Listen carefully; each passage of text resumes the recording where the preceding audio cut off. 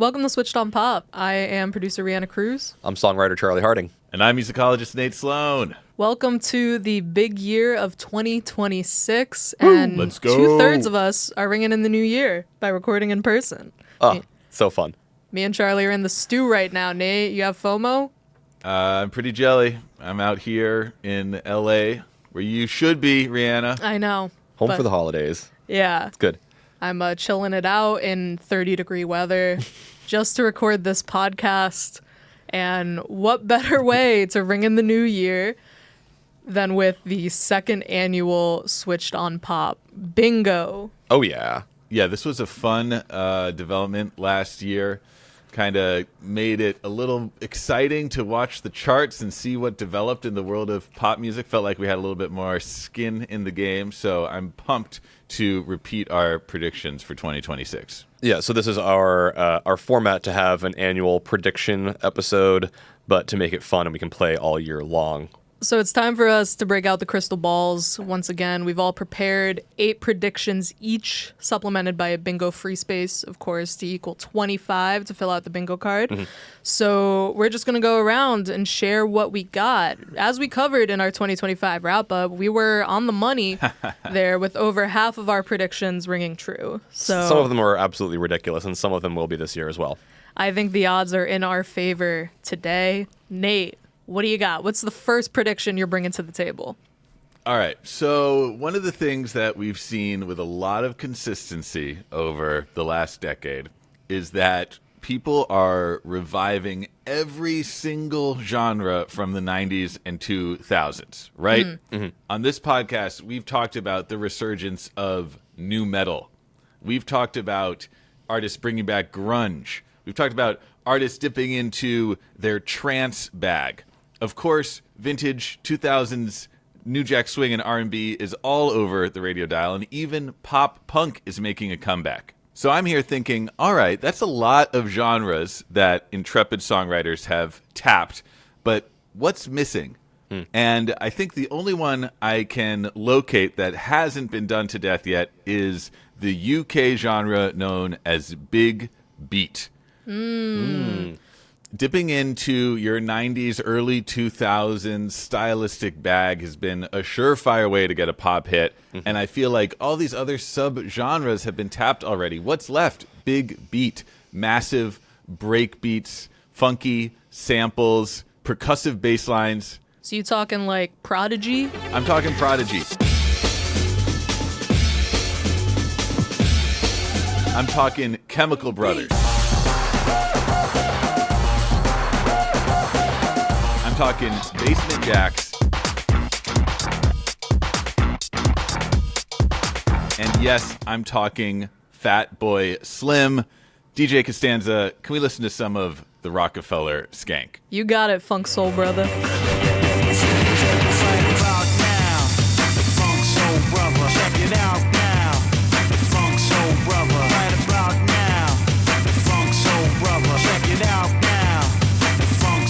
This is a great throwback because, you know, many of Fatboy Slim's productions were made on an old Atari computer, and that even in contemporary days, he'll still turn on this like thing that somehow still starts from, you know, decades ago, and that's how you get that kind of chopped up break. I'm with it, Nate. I mean, the trance prediction that we did for 2025 bingo was definitely checked off because of people like Addison Rae and FKA Twigs incorporating trance on their records. I could see Big Beat coming back maybe through the work of somebody like Pink Pantheress, who has done a lot of old UK electronic scenes on her records, namely garage and drum and bass. Whoa. Garage. We don't have to speak I Queen's don't know. English on this I don't know. podcast. No, we've had this debate before. And I think people would have it's me. definitely garage. Yeah. People would have my head on a stake Yeah. if I said garage in reference to garage on this show. All started at the Paradise Garage in New York City right here. But anyway. This definitely will have a place in the musical stylings of 2026, and I'm calling it now. All right. Wow. I like that. Charlie. All right, this is the year that everyone sells their synthesizers and buys guitars. I did just go to the annual LCD Sound System review, their Totally. residency in Brooklyn. The millennial rite of passage. Yeah, there has to be a millennial designated survivor whenever LCD Sound System throws a concert.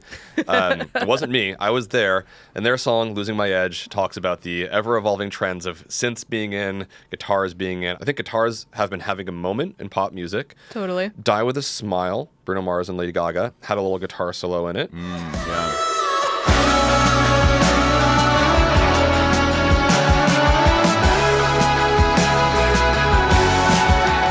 Nice, simple. The song "Beautiful Things" by our favorite backflipper, Benson Boone. Your favorite backflipper, I would say. You have another favorite backflipper? Not off the top. Simone Biles. Okay. Our second favorite backflipper has a Simone song Biles that drops a pop album in 2026. Why not? Anything's possible. There's a rogue prediction I'll just Our throw in there. Sorry. 26th prediction. Charlie, please. The song "Beautiful Things" wants an Eddie Van Halen style guitar solo in it, but it's not there.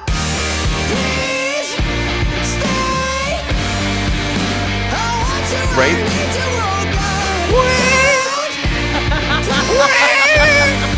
Okay. I hear you. The last time that we've had an eruption style guitar solo was probably in 2019. Post Malone put out "Take What You Want." That song went to number 8, and it featured Ozzy Osbourne, Wow. rest in peace, and Travis Scott. And there is an epic guitar solo by producer Andrew Watt.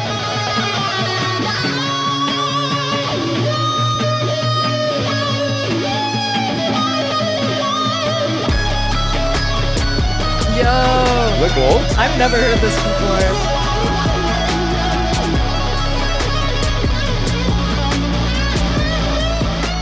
That's nuts. Isn't that amazing? Wow. That's basically like Andrew Watt doing his best Randy Rhoads impersonation, like the Crazy Train guitar solo. Since Ozzy's on the track, it just makes sense. I know that we're going to be talking in some predictions about AI, and I think the sound of virtuosic playing is kind of a way of saying, like, listen to me, I'm real. Interesting. This is the natural stuff.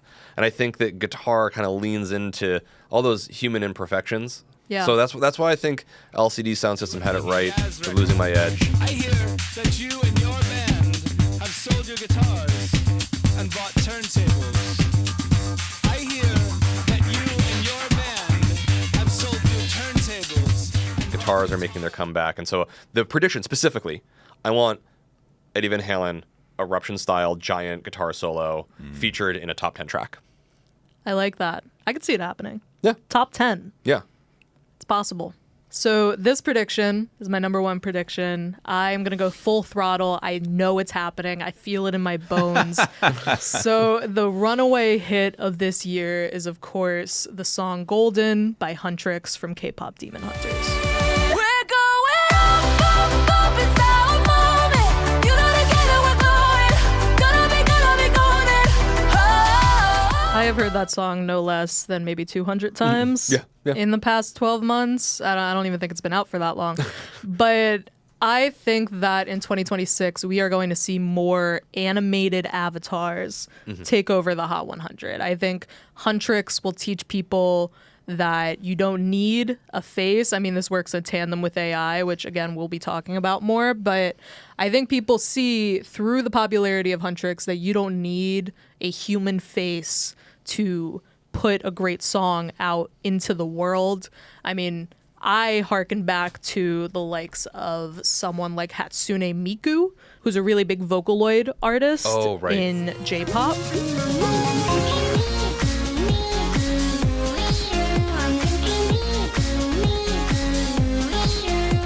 That's a little out there, but maybe I can persuade you with the likes of Crazy Frog and the track Axel F. No, really? Axel F, like down, down, down, down, down, down.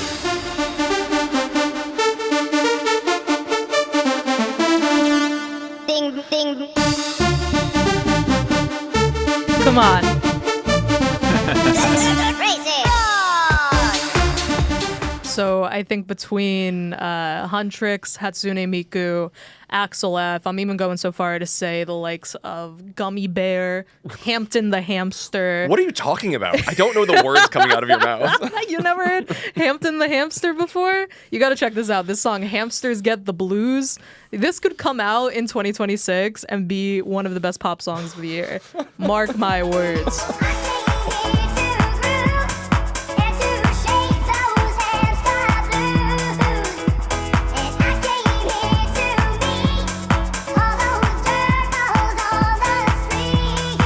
Come on. This is like the hamster dance. Listen to Vogue. I think you were right in your prediction. I'm not sure I follow some of the predictors that you're putting out there, because the thing about Huntrix and K-pop Demon Hunters, it's like the music is excellent, the film is excellent, so the follow-ons have got to be excellent. But you're absolutely right, because once there's a hit that's a little bit different, everyone's going to try to do the same thing. Exactly. And even though, okay, maybe like Crazy Frog and Hampton the Hamster are a little too far out there, but there is kind of precedent for this like animated supergroup. I think specifically, so there's this League of Legends animated band called KDA. One of the vocalists in there is Madison Beer, but their music is pretty good, and their music can exist outside of the context of the game for which they were formed. Are you moving on to yet another prediction here? I might. Wait. There's a whole order we have, and now we're just going to abandon that? I don't understand. This is what happens when you put Reanna in charge. I know. I'm all over the place. Here, I'm going to play Pop Stars by KDA, and that'll segue into my next prediction.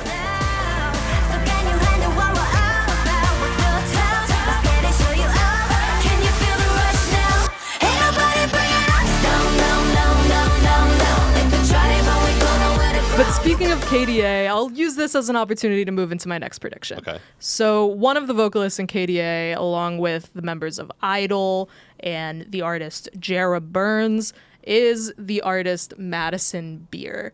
Her name is familiar. I'm not going to pretend like I know everything about Madison Beer. Really, as far as I know in terms of her context is that she blew up on YouTube because she was doing covers of Justin Bieber songs. So now, fast forward to 2026, she's putting out a new record with the singles Make You Mine and Bittersweet, and I think that this will be the year of beer. I'm throwing my weight behind Madison Beer here. I think similar to the grassroots support of Addison Rae in 2025, we're going to see Madison Beer become the next pop princess. I mean, Make You Mine came out at the beginning of 2024, but it's the lead single off of this new record, Lock It, and it's really, really good.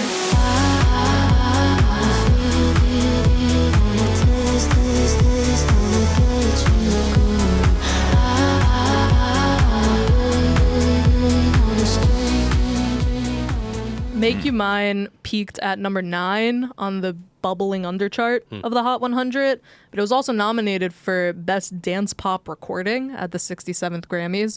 And I think that this shows precedent for a Madison Beer fan base, and I think she just hasn't had the music to support her celebrity. I really don't really know any of her other music prior to the song coming out, Make You Mine, but I have high hopes for this record. I like her hazy electro pop that she's doing, kind of Tame Impala inspired, and I think that this might be the year of beer. Madison Beer stocks going up. Just to be clear, not an AI avatar made by Michelob Ultra. No, though Madison Beer is a real person, because to so say? many things I listen to on the like viral 50 different chart are just like AI people. Oh yeah, It's all over the place now. It's wild. Yeah, but Madison Beer is a real person. Yeah, She yeah. has an avatar in the group KDA, which folds into my other prediction. But I don't know, Make You Mine has 377 million streams on Spotify. Bittersweet, a later single, has 78. She has 22 million monthly listeners. I think that she's poised for a big chart breakout. So if a Madison Beer song lands in the top 50 on the Billboard Hot 100, I think it counts, and we could check it off the bingo. Yeah. Cool. Not to push this into like gossip rag territory, but I also did see that she is dating the quarterback, Justin Herbert. So You know, following the Taylor Swift, Haley Steinfeld, Ciara paradigm. That's like a pretty good promise of pop success right now. I like it. All right. Hey, what you got? Wow. Charlie didn't like that. He just scoffed straight No, up. actually, to be real, How dare you bring sports and tabloids and personal relationships all of into my my precious sports pop potential world? knowledge goes towards memorizing songwriters and producers and chart hits. I just don't know anything about sports. I'm like, who's that person? Which makes me the idiot. Nate, what's your prediction? Whoa, so we're going back to me now. So we've just abandoned all semblance of order here because I was thinking we would boomerang back to you since we did Rihanna twice, but no, it's okay. It's okay. You know, 2026 is a year of chaos. Just throw all semblance of protocol out the window. I'm fine with it. Okay. I have a prediction that I'm feeling pretty good about.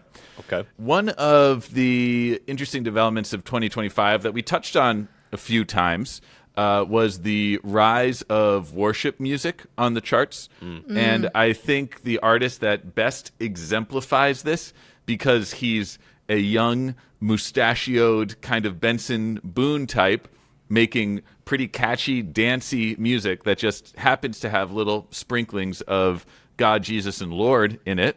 That's Lord without an E, to be clear, is Forrest Frank.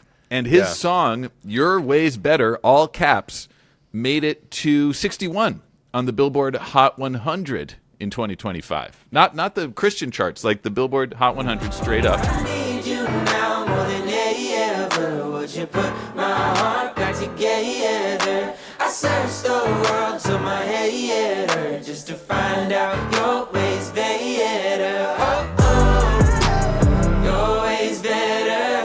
Oh, your ways better. Oh, your ways better. Jesus, Lord, I need you now. Oh, modulation. Wow. Love a praiseworthy key change there. I mean, I think this is bigger than music in a lot of ways. Old time religion is making a big comeback in the good old US of A. And it's no surprise that we're going to hear that reflected in the charts. But I think it's a different kind of worship music than we might have encountered in the past. You know, artists like Lauren Daigle in recent years have penetrated the Hot 100. So have DC Talk going back to the early 2000s. But this is like worship music that sounds just like the other stuff on the charts. It doesn't really separate itself in a way. And I think for that reason, it could have a huge presence in the commercial world of pop music in 2026. So that's my big prediction. We're going to hear a new wave of religious music storming the charts. I think this year is the year that Timbaland forges into a hybridized cyborg AI bot, Oh, brother. and that a Timbaland type beat goes top 10. Let me explain. Timbaland, one of the most important producers of the 2000s, 2010s, Naturally. makes great tracks with weird beatboxing, all kinds of unexpected percussion, a heavy dose of cultural appropriation from South Asian and Middle Eastern countries, and a sort of hybrid electro, hip hop, R&B sound. And Tate McRae really revived those sounds in the last couple of years, working with Ryan Tedder, who was an understudy to Timbaland. I think we're going to hear more of that sound, but not through Timbaland, because he's busy making AI artists like Tata Taktumi. I can't be insensitive. Tata Talk to Me? I'm not messing with you. I can't get this person's name wrong Talk because they're to not me, like talk to me. Talk to me. Oh my god. Tata talk to me. Tata talk to me. Oh, my yeah. gosh. There she is. Wow. Yeah. That's weird. Yeah. I don't know if I like this. This feels weird. Oh yeah. He's with her in the video. That's creepy. Sounds like a Justin Timberlake track. Wow. There he is. Uh-huh. You're gone and you in it. Telling you I'm at my limit. Gotta give myself a budget. How much I'm willing to take of your bullshit. You can swear that we're done, but then right when Wow. I'm gone, you won't let me move on. Yeah. I know it. So that's an artificial voice, artificial image, artificial videos. Timbaland is leaning heavy into the AI hype. I think this is going to backfire on him. Yet, his sound that he made, I think, is more popular than it's ever been. I will say, when I was looking at predictions, I think, like Nate, I was like, everything is going to be a revival. I tried to limit my number of revival predictions, but it's Timbaland's moment, just not through his music. I don't know how, this is a personal thing, but I don't really know how people can truthfully, like, in good conscience listen to this stuff and not be, like, weirded out, especially, like, the image for Tata Talk to Me is an Asian woman. Like, that doesn't, like, it's weird. Is it just me? No. The cultural politics of creating a virtual avatar that can be any race or gender you want and not have it echo the colonial history of Western music is impossible. There's no way to do this without entering just a minefield of nastiness. Looks like Timbaland's ready to go to war. He's in it. He's committed. Fascinating stuff, for better or for worse. I'm going to piggyback off of that for my next prediction. Okay. This is Certified Human. I'm borrowing this for a colleague of mine, Emily Hanscamp. Seems possible that on streaming or on records there will be like an organic symbol, like certified 100% human. We saw it. Rosalia was interviewed by Popcast, New York Times, for her album Lux, and they asked her point blank, "Did you use AI on this record?" And she says, "Absolutely not." And it's this thing where people are vehemently saying that there's no generative use of AI. Is already happening in movies. I saw Avatar Fire and Ash at an early screening, and there was a pre-show before where James Cameron literally looks directly in the camera and adamantly states there was not a single shot that used generative AI in Avatar Fire and Ash. So it's already happening in movies. Yeah, and Apple just made a whole big thing about how they redid the Apple TV logo, and it was done with all real effects instead of any digital anything. Definitely no AI, like real human touch. And this is a problem. And I just did this whole reporting about how Nashville has taken over, or how Nashville has adopted widespread use of AI tools. And really, it's in every genre at this point. One of the Nashville folks that I spoke to, I was like, what about the issue of where maybe you use AI to write your lyrics or music, and then you then replay and re-sing all those things so like it feels human? One of the problems is that the U.S. Copyright Office doesn't extend copyright to things made entirely by AI.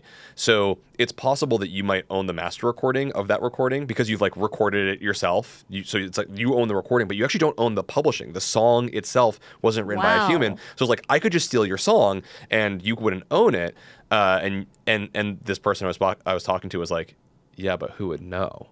Right? It's like no one would be able to track that down. What are they going to do? Go to your browser and see that you used AI? So I think there's a lot more stuff happening behind the scenes than people are willing to admit. And I wonder how we will certify human, but I think it's a good prediction. I think there will be like stickers, like USDA certified, but like I don't know what the music business equivalent of that would be, but I'm calling it Certified Human. I can totally see that. One of my students shared with me this very disquieting experience she had where she was listening to a playlist that Spotify generated, and she found the song she really liked, and then she went to go look up the artist, and there was no information about them.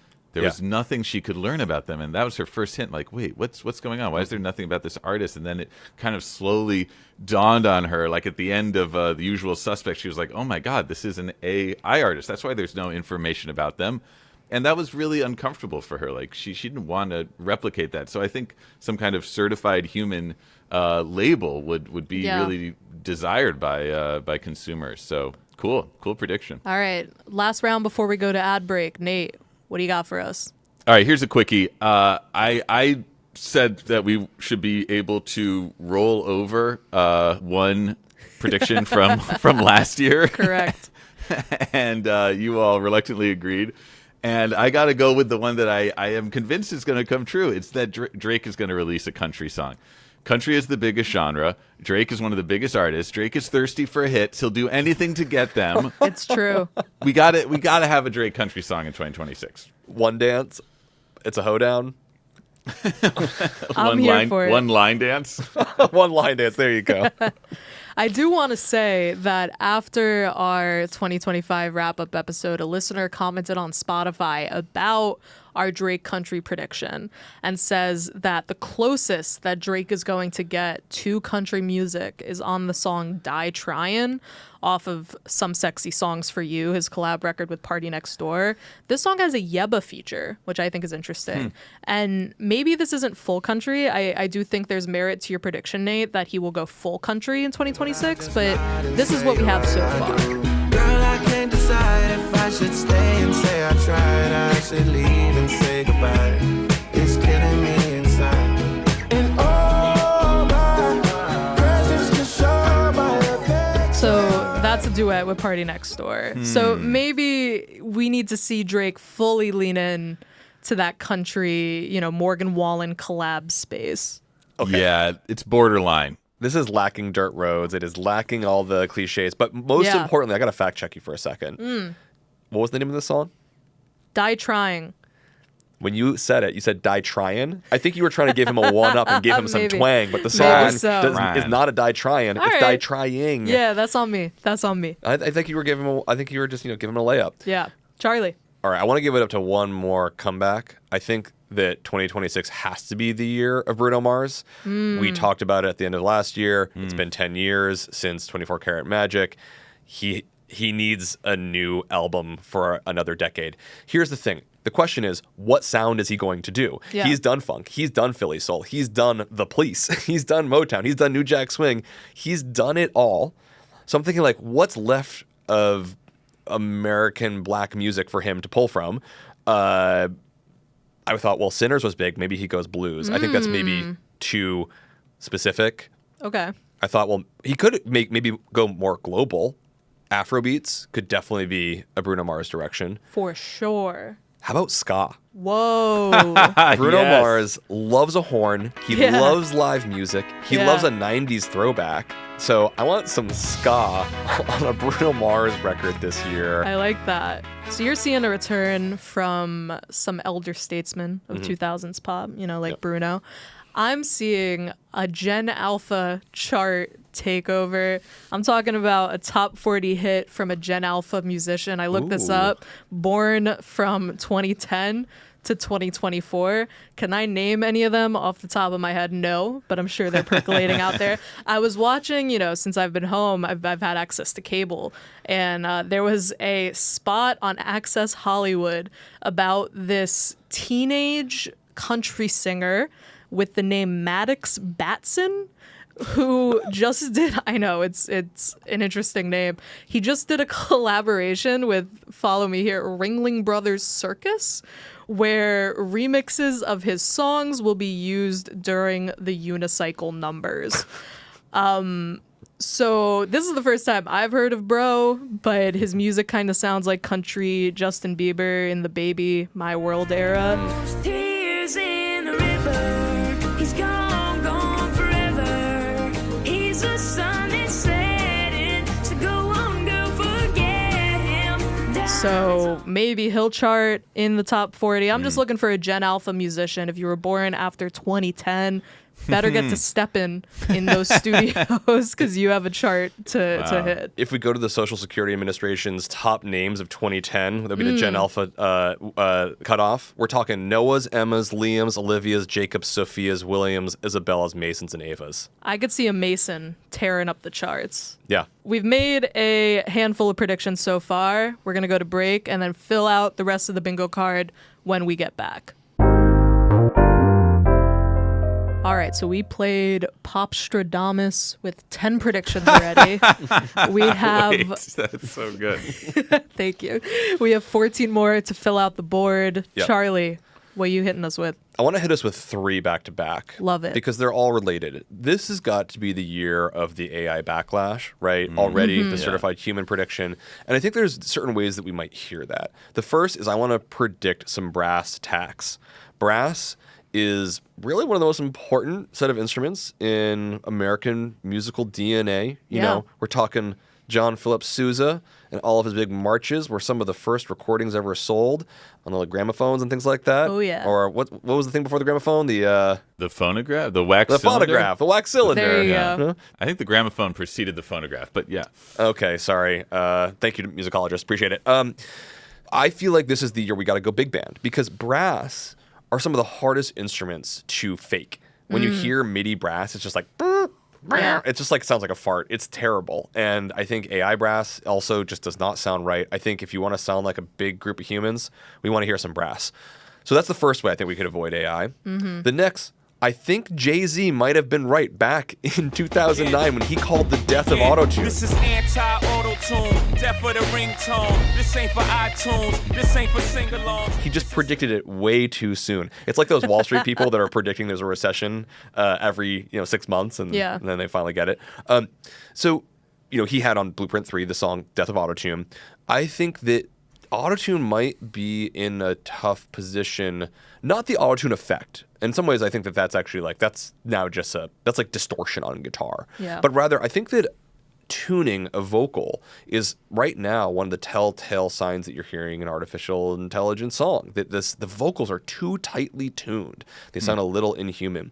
So I would expect that we might hear a song in the top 10 that is really raw, very pitchy. We're talking Bob Dylan here. I'm not predicting Bob Dylan. I mean, that would be fun. But I think we're going to hear some rough vocals because they're going to indicate, 100% real human being. Yeah. The third way that I think we could hear our humanness over an AI is perhaps a break in form. The verse-chorus form is fairly predictable. And I'm seeing more songs really leaning into narrative as a way of building song forms. Next week, we have this interview with Audrey Hobart that I did a few weeks back that it'll be publishing next week. I don't understand how time works. And Audrey is an artist where she has a song called Wet Hair that's just kind of like, it's very Joni-like in that it's just narrative all the way through. Had to knock a few back to feel normal. Shooting the shit like this isn't important. His thoughts outside old me showed up with wet hair like it didn't matter and I didn't care. There's no chorus. There's repeated melodies, but it's kind of its own unique song form that serves the narrative of that song. It's highly personal. So I think a position away from verse-chorus form, maybe towards more narrative-type song forms, we could see that. So yeah, we can assert our humanness by playing some horns, singing loosely, and maybe writing in a more narrative style. That's what I'm thinking is going to happen this year. I dig it. Nate, what are you throwing at the wall? So I got to do 3 in a row now too. Like No, you can do whatever you want to do. Charlie. This is madness. I must have more of a what is it? Is right brain the orderly brain or is left brain the orderly brain? I think left brain is. Yeah, my left brain is like really being tested by all these formatting changes, but I'll do my best. All right. Let me throw out a prediction that we are going to have a piano ballad hit the charts in 2026. I'm talking Adele, Someone Like You. Bruno Mars, If I Was Your Man. I should have bought you flowers and held your Rihanna, hand. Stay. I want you to stay. Something like that. When you say hit the charts, we saying top of the charts? How far up are we talking? Because obviously there's going to be a ballad. I remember when Louis Capaldi hit #1 a couple years ago. I mean, it must have been That's nearly a great decade example. at this point. With the track "Someone You Loved," just him piano, and his voice is a little pitchy as well. So maybe it folds in your human prediction. We should move away from the word pitchy and just be like, that sounds very human. Real. Day bleeds into nightfall, and you're not here to get me through it all. I let my guard down, and then you pulled the rug. I was getting kinda used to being someone you love. To be clear, Charles, I'm not just saying ballad, I'm saying piano ballad, and as Reanna just mentioned, specifically piano and voice, and that's it. So yeah, this is very much in your like human worldview that we're discussing. I'll look out for that string quartet in the third chorus that's going to blow up your prediction. You've challenged me, and I will say this is top 10 now, okay? Top 10 piano ballad and voice, no strings. No strings. Wow. No strings. All right. I'm going to give 2 more. Why not? Okay, we are going to have an instrumental hit on the Hot 100. Not top 10. That would be a stretch. But even just having an instrumental hit on the Hot 100 would be unusual because we don't get a lot of these. We had an instrumental number 1 back in 2013. That was Bauer's Harlem Shake. Okay. Yes. Not instrumental. Is that what you're going to say, Reanna? I was going to say, I was trying to find the words to say, don't they say, and do the Harlem Shake, notably. Wow. That's a good point. Yeah, which was a unlicensed sample in that song that later got Bauer into hot water. Those are words.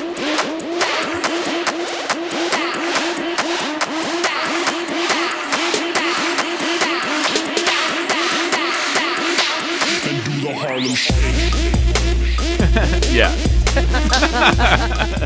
I'm picking up what you're putting down, though, about instrumental forward. Are you saying no lyrics at all?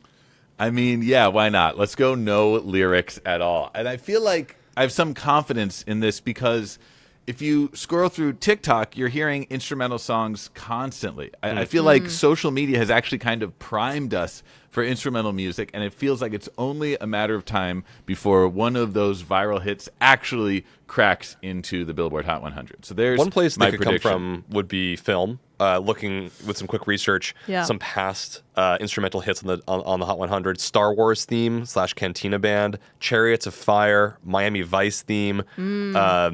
We've got Tequila, which was a great one. That's not from a film. Tequila, though, does not pass the test of Harlem Shake. Tequila. It's another Harlem Shake. Yeah. It has to pass the Harlem Shake test. No words whatsoever. Okay.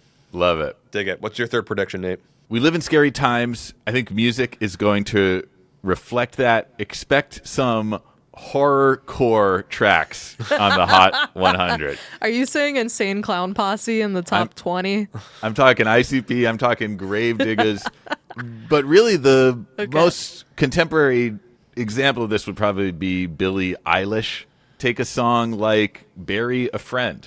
Can we hear a little bit of that? Billy.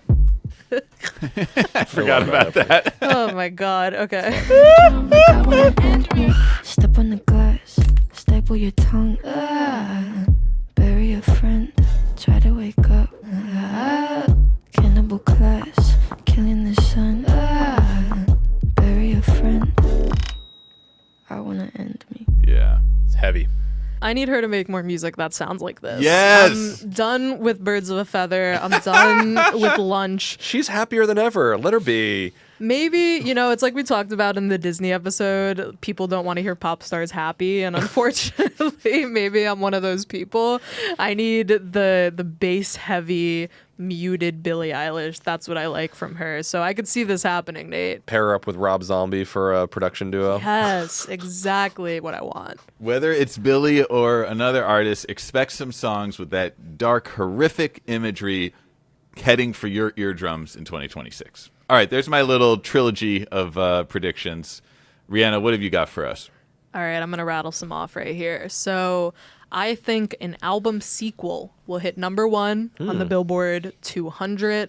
I think 2025 was the year of the deluxe album / album sequel, explicitly branded as like part 2 of an already existing album. So we had Swag, right? Justin Bieber's Swag. Then we had Swag 2. Yeah. We had the FKA Twigs album Eusexua. She put out Eusexua Afterglow, which really isn't a deluxe album, but a part 2 following the same sounds, following the same themes, but with like 12, 13, 15 new songs, however many. I think one of these records is going to top the Billboard 200, maybe even outperform the original. But I think this is only going to get more and more popular. Artists putting out, so-and-so record part 2.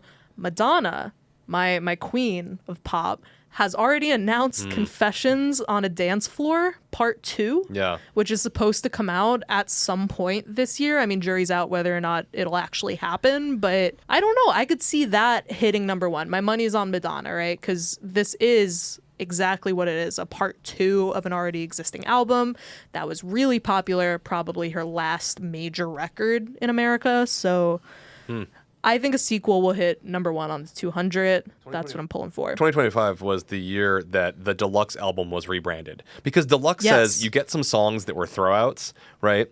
Instead, they've gone the Hollywood model, and they're like, so you got Wicked, and then you got Wicked for Good. It's coming out later. Exactly. We don't, right? Yeah. You're not going to get the complete experience until you hear the other half. And so now with a swag and a swag 2, you're not getting a deluxe edition. You're not getting bonus songs. Right. You're getting you're getting the full thing. The full experience. And I think that is some amazing rebranding. If 2025 was the rebranding year, maybe 2026 is the year that people actually build that into their strategy and are thinking, if you want to be part of the conversation for a long time, don't release a double album, release a 2-part album over time and make them equally as good. Yes. SZA did it with Lana following SOS, a deluxe album that's rebranded as an actual record. I think people are getting deluxe fatigue. Everybody has a deluxe album these days. This is a way to circumvent that. And I think one of these records will top the Billboard 200. Yeah. So I don't want 14 more songs. I want more story. Yeah, exactly. And I think, Twigs did that on Eusexual Afterglow, which I implore everybody to check out.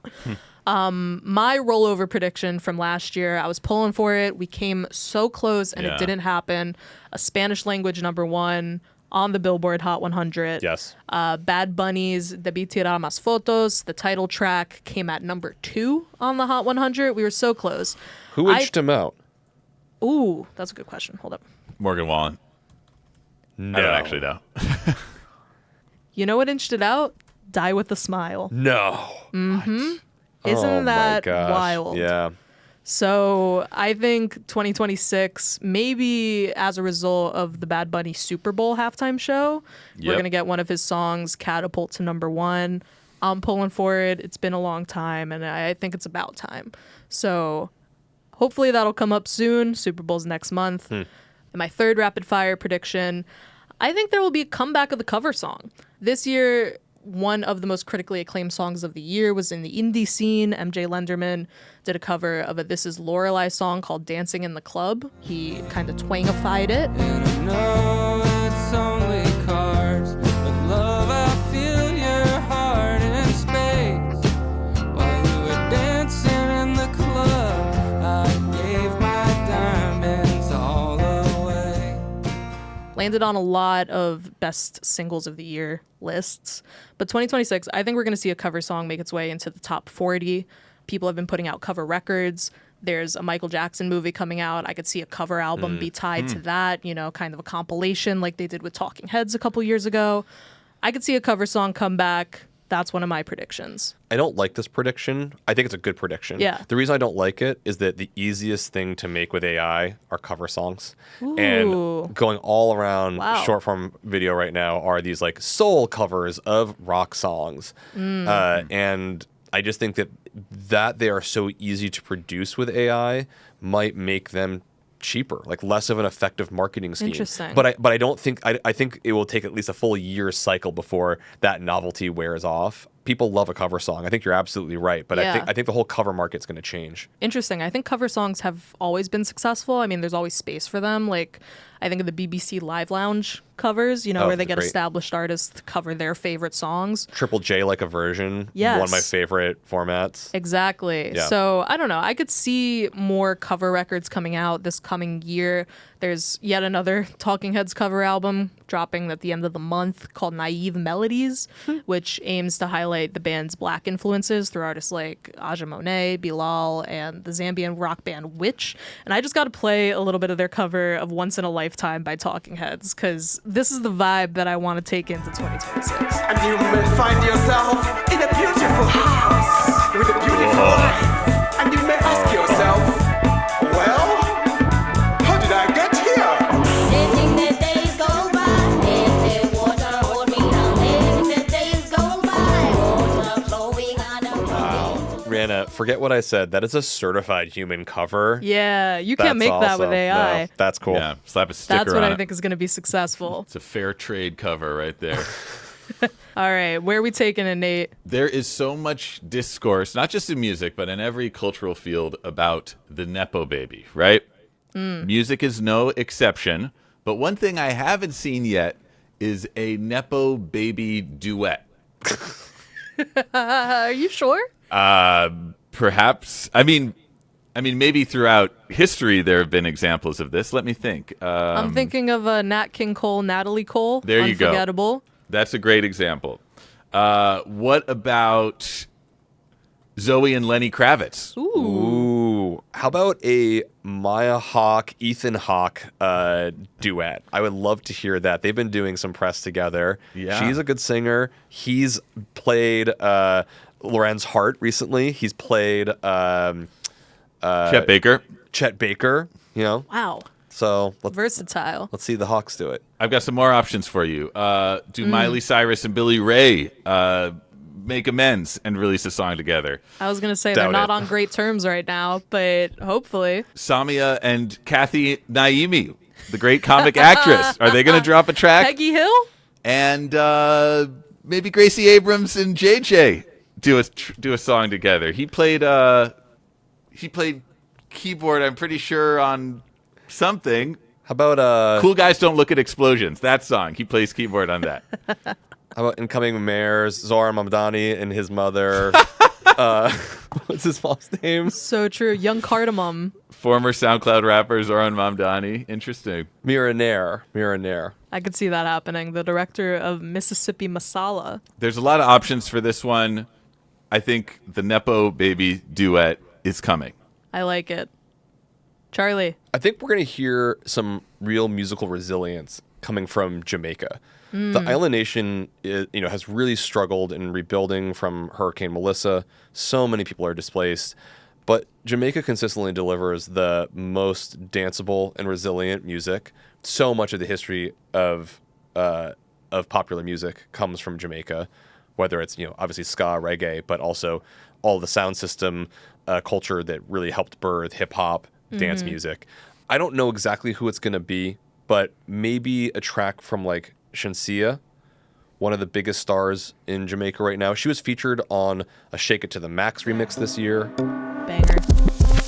And if you hear this and then go on bend your back, go on bend your knees, baby, shake it to the max. Will the DJ please turn up the bass to the max? Please just rewind, let me shake it to the max. Shake it to the max. She's like a feature queen. Mariah has featured her. Major Lazer has featured her. She's had 2 albums out. I think that she could be a breakout star throughout the rest of the world. So I think we're gonna hear more music from Jamaica in the next year. That track was fire, Charlie. I hope this prediction comes true. It was one of my favorites of 2025, so I'm pulling for this one. My last prediction, the prediction that I will leave you guys on, my 8th prediction. I know we talked about, not overusing the word revival. This kind of plays into what you said, Charlie, about, the return of guitar solos. I think there will be a general rock band revival in 2026. And I'm really pulling for that off of the popularity of 2 bands in 2025. That's Turnstile and that's Geese. I have not seen people ride for a band like they do for Geese in a very long time. Yeah. They're a band from New York, fronted by Cameron Winter, who has a great solo record. They kind of materialized what feels like to me out of nowhere. I know now that they had an album where they were doing kind of bluesy country stuff and have pivoted into like full New York basement rock. You don't know what it's like to bow down, down, down to Maria's dead bones. But between the way people are really riding for Geese and the way that people have really thrown themselves fully behind a hardcore band like Turnstile in 2025, who put out their album Never Enough and have amassed massive outsized festival crowds across the world, I think we could see the rock band really coming back into main pop focus. And when you look at that in tandem with like the decline of hip hop on the Billboard charts, I think it's rife for a band, whether it's Geese, whether it's another group, to come in and really sweep the nation. And will that count if Beyonce's Act 3 is a rock album? I think it will. I'm pulling for it. I'm betting old school R&B on that record, but we'll see. If Beyonce's Act 3 is a rock album, yes, that counts. Okay. And I want it to sound like one of my favorite tracks off the Turnstile record, Look Out For Me, which is kind of an atmospheric, rocky, electronic hybrid. Like, I think these sounds could take off in the coming year.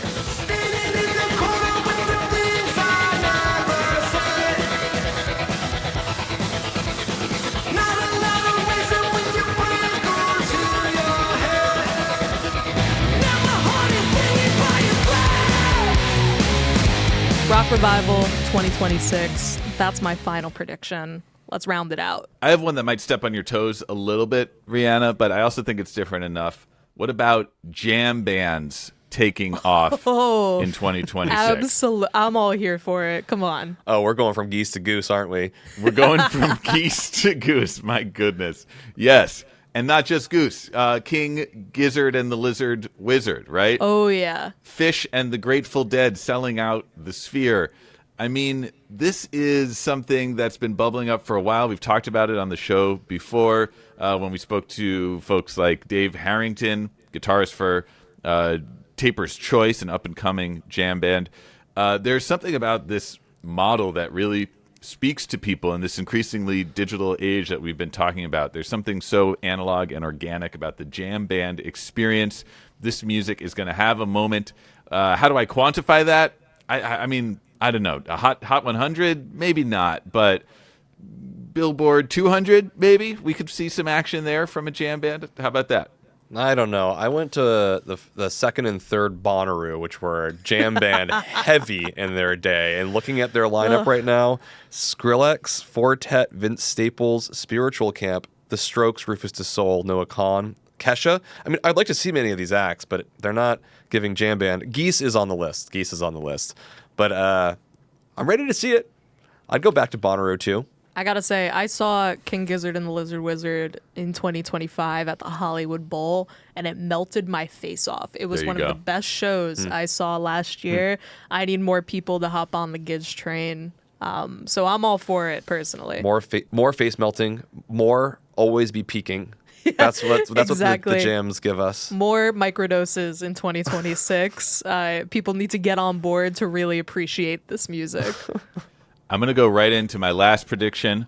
It's very straightforward. 2026 will be the Rebecca Black-Assance. Oh, yes. And this could be the greatest comeback narrative in the history of pop music. Yeah. Rebecca Black, who first went viral when she was a preteen, recording the song Friday, endured years worth of internet bullying that would have cowed a lesser figure into complete reclusiveness. Instead, Rebecca Black became one of the most interesting and innovative queer dance pop artists of recent years. We were talking about Like a Version earlier. She just did a amazing cover of Addison Rae's famous Like a Gun there. And her album Salvation has songs like Sugar, Water, Cyanide.